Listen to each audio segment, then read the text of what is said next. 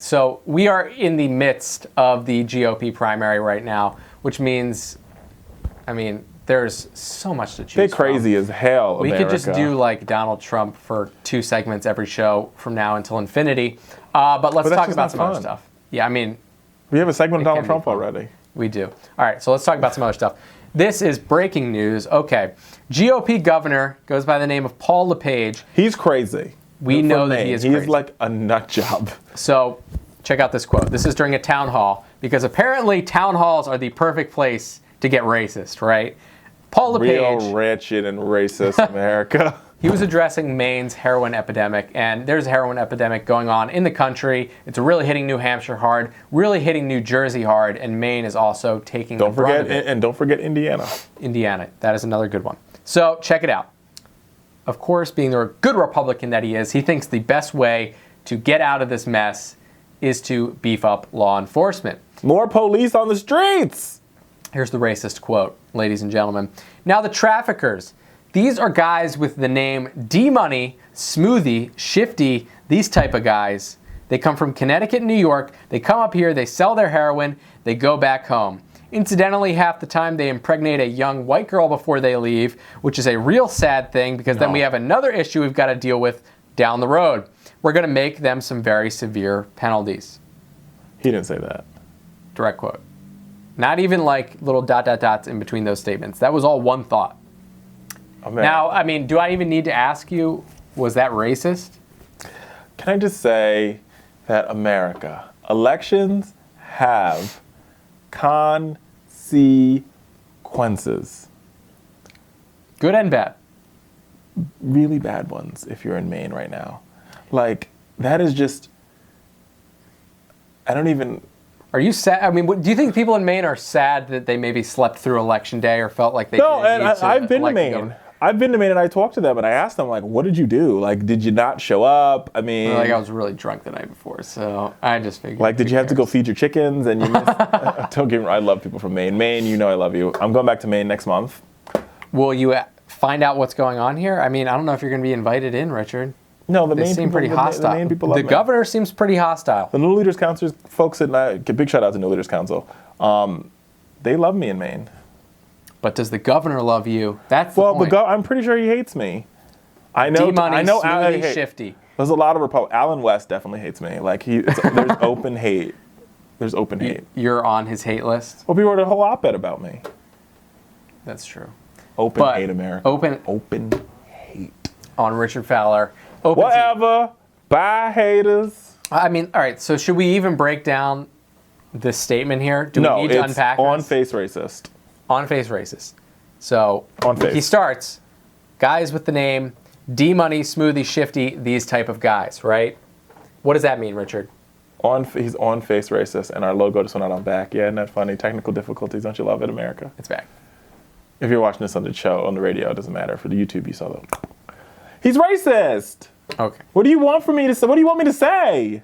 You don't have to say anything else. Who says that? D-Nice and Smoothie. Smoothie. The next thing he's going to do is say that all blacks need to be back in slavery again. I feel like these names are like 80s black, like... No, they're names. stereotypes. Yeah, but like They're not 80s stereotypes. They're not even current. Yeah, but stereotypes, like, I don't know anybody named D-Nice or Smoothie. I've never I know a lot of smoothies. Yeah, like at Jamba Juice.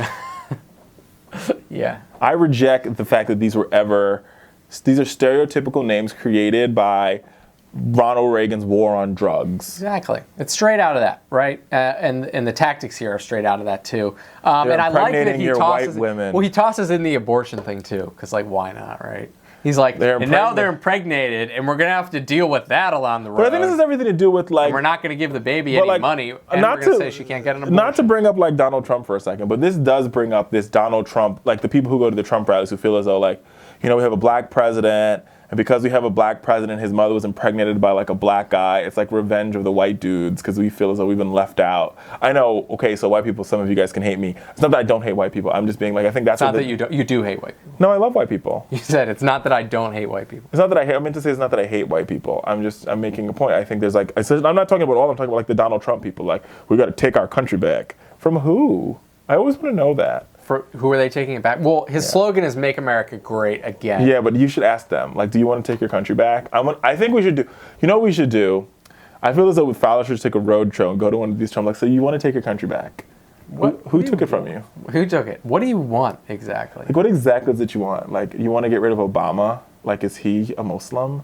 They'd be like, yeah. I mean, what era of America did they think was when America was great? Because I think all things considered, America's never been that great.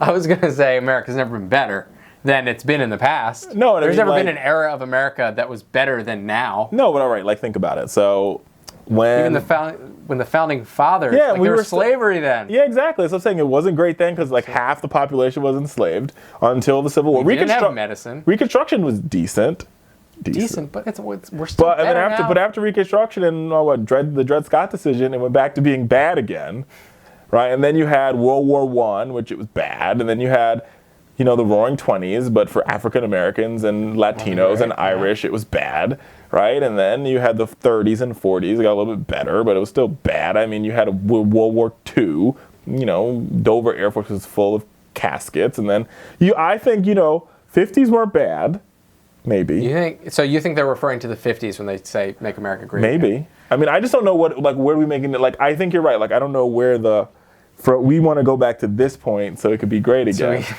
Where are you going back to? I mean, I think this is a point that's interesting, and I like to make. So the best it was during the Clinton era. So if we want to go back to that, we had great economic growth. Yeah, everyone gets outraged that America's taking a downturn, and I always make the argument that America's the best it's ever been, right? With the way the technology is growing, with the way that medicine's growing, we are in the best place that we are. And despite the fact that there are these situations that we get mad about, like as progressives or liberals or Democrats, there are things that upset us because they aren't the way we want them. And Republicans, the same thing. They're upset because there are things that aren't the way that they want them. All things considered, we're doing pretty good. We're doing better than China. We're doing better than America 10 years ago. Yeah, I guess. You guess. I mean, 10 years ago, that put you in 2006. It was right before the bubble popped. So yeah, maybe. We all right.